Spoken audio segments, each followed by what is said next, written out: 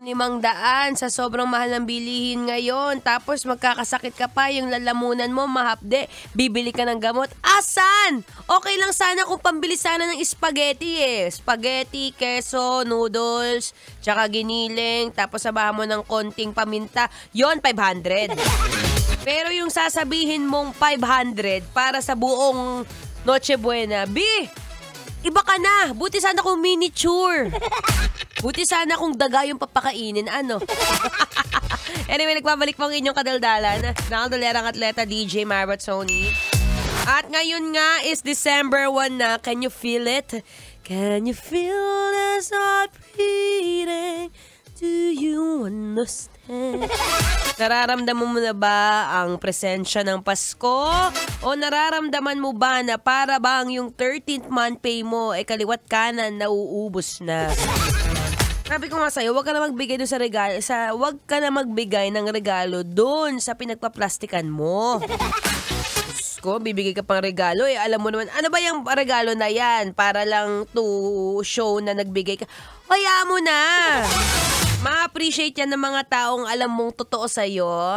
At kung alam mo naman plastic sa'yo, huwag ka nang mag-aksaya ng effort, sayang ang piso. Ang bilis ng panahon. It's only 23 days and 6 hours and 33 minutes and 15 seconds bago magpasko. And speaking of Christmas, sabi ko nga kanina, kung isa ka sa mga certified kabiso, may chance kang manalo ng tumataginting na 1,500 pesos. That's right. All you have to do is mag-register po dito sa may CCP Complex sa katabi ng Star City. Ilagay mo yung pangalan mo sa baba, sa may guard. Sabihin mo, pinaparegister ka ni Maratsoni. Sayang ang 1.5B pang boundary. Okay, going back to our topic kanina. Teka lang, baka mamaya maubusan na ako ng hininga dito. Sabi ko nga, may mga reason kung bakit tayo sumasakit ang lalamunan. Bukod sa common na ang pagkakaroon ng sipon o kaya naman malalang ubo o lagnat na nahawa mo kung kay nino kang nakikipaghalikan. Shar!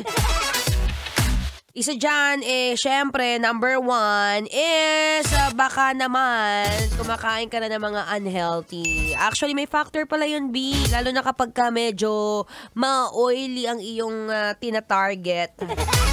At syempre, bukod dyan, syempre, baka naman kulang ka sa pahinga. Lalo na ngayon. For sure.